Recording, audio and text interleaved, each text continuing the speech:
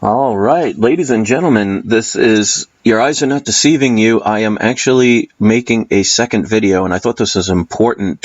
Something that just came to me. It's one of those epiphanies, and that's why I love when I make a video, all of a sudden I'll just get inspired to do something else because it served its purpose. And when I want to talk about something about love. Now, obviously, love is a beautiful thing. Now, I'm going to wait a second because obviously most people are not expecting me to have a second video. And of course, today is July 5th, 2017 at 6:38 p.m. Eastern Standard Time.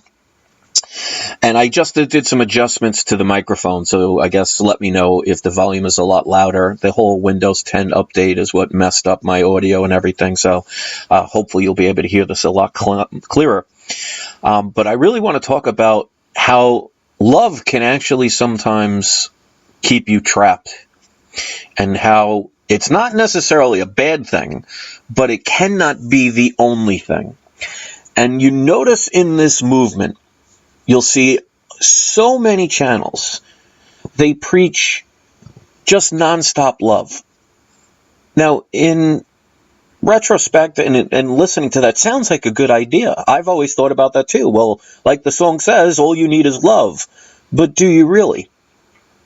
Now, I'm not saying love is a bad thing, but if you think about it, especially if you've followed videos, there's plenty of videos out there where people talk about higher experiences and oversoul and your higher self. And there are so many people that become the more enlightened you become, the more depressed you get, the more angry you get, the more you almost hate this planet, like you don't want to be here anymore. And one of the biggest things that people say when it comes to the afterlife and reincarnation, if you believe in these sort of things, and that's up for you to decide, but the oversoul is we keep coming back because of our love of things that are here, whether it be family, friends, the physical realm, what have you. So if you think about it, love is an ingenious thing to keep people here instead of reaching a higher level. Because how many people have thought about something as low as committing suicide? We've all probably experienced that, or at least thought about it in our lifetimes. I know I have. But what kept us here? Well, a lot of times it was love for something, whether it be a relationship, whether it be a love of your wealth or a love of an animal. There's something that has kept us here. Now, don't get me wrong, love is not a bad thing. But if you view it like some channels talk about where, oh, love is all you need. Well, how do you experience and grow in life if you are just looking at one point of view? That is why things die. Like, we have the love for our animals or our family or our friends, and eventually they move on. Whether they get reincarnated or not, I don't know, because even if I have been, I don't remember the experience. So we can base things on our opinions and our feelings. We can't really base it on fact because none of us remember if it did indeed happen.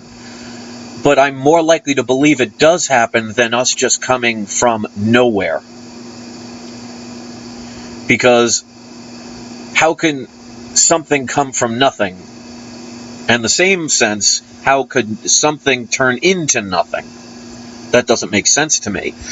So when I was making the video before talking about emotions and how you need to learn from them, well, if you experience nothing but love, in other words, you say, I'm only going to give love to this world.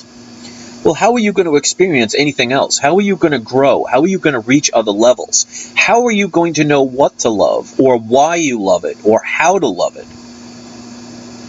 So if you really think about it on a deeper level, I mean, think like the movie The Matrix. One of the reasons, like, for example, if you see the second movie in the Matrix trilogy, when he meets the architect, and he says, you have a choice of two doors to go through. One would be the salvation of your species, and the other would be to save the woman that he loves.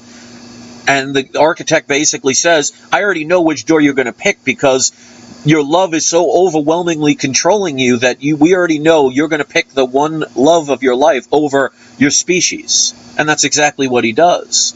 So if you really think about, not all negative emotions are set to control you. If you think about what's the most controlling emotion that we are so afraid to dig deep into and we think we understand, is the word love. How many people in life have done things based on their love for something that have turned out to have very evil or bad consequences? And again, I'm not saying love is a bad thing, but it is not the only thing. Because if love was supposed to be the only thing, then why is it not the only thing that exists? Now, love is a very strong emotion, but like they say, love is blind. How many people have committed crimes of passion?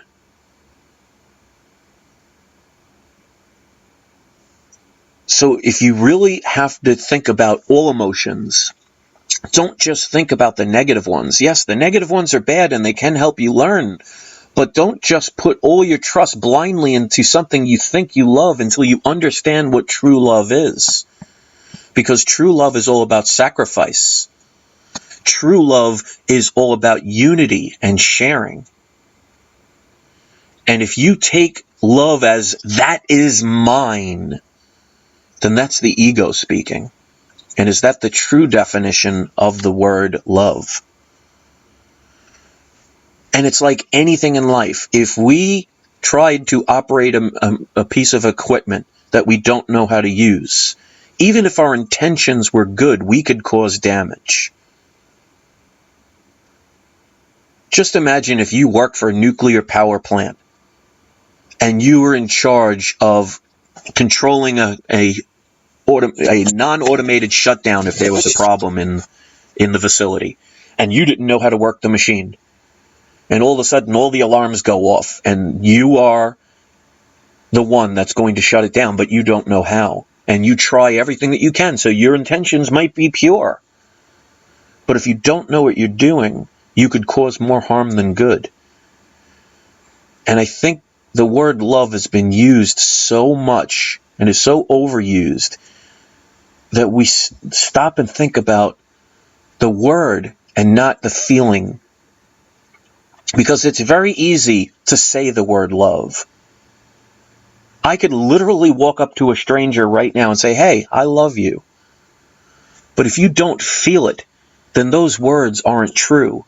And then you're not being honest. So how is love a good thing there? And we use that word so much and don't even believe it half the time when it's said or when it's heard. So when I made the other video just recently about controlling all your emotions, I was assuming, even myself, that's just the negative ones. But then that's just half of the equation. That's one side of the coin. That's the yin and not the yang. The light and not the dark. Because they all serve a purpose. We shouldn't be afraid to face fear or deal with anger. But we should also not just assume that all love is pure and all love is right. If you don't feel it, if you are not, as they say, practicing what you preach. Because like I said, and you could do it too, you could literally say, oh, I love you, man. But do you really feel it? Do you really mean it? Do you really under or understand it? Because if you think about words, they are nothing more than vibrations, which is another form of energy because it's sound. Your feelings are another energy. So it's how you utilize them that makes them into something good or something bad. Because you could save an animal because of love, but you can also kill a person because of love. So which is good and which is bad.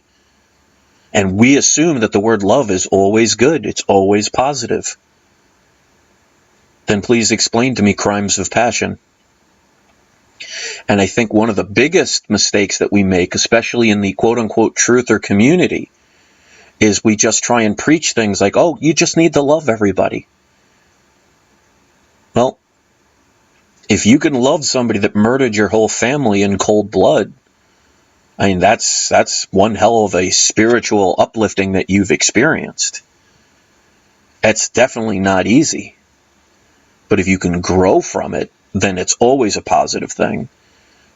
But if you just say the word love and tell people to love, and you don't really do it yourself or believe it yourself, then is it benefiting your life or anybody else's?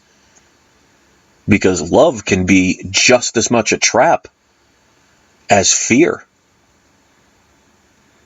Because if it keeps you where you are, like for example, if let's say you're living with your parents, and you really want to get your own place and start moving into your own direction and living your own life, but you don't because maybe you have a sick family member and you need to take care of them, and you do it because you love them. Well, as good as that is for them, how much is it hurting you? Because if you can't grow because you're using your energy to help someone else, yes, that's a beautiful thing. But in the long run, it's keeping you stagnant. So you can see that love can be actually a trap sometimes. So I just don't want to get... This is a very deep kind of video. So I don't want people to think of this as, oh, Chris is telling people to start hating people and not loving. No, what I'm saying is understand the word love and don't just take it at face value. And that love can be just as controlling and make you just as stagnant as any other emotion if we don't pay attention to it. So this video I'm going to keep quick. This is a hard one for people to be able to grasp. But pay attention to all emotions, not just the negative ones. It is all about intention and ego. And if you're doing something for the wrong reasons, you can taint even the best of intentions. And that's why they say drowning in good intention. Because whether it's a good intention or not, if you're drowning, it's not giving you anything beneficial.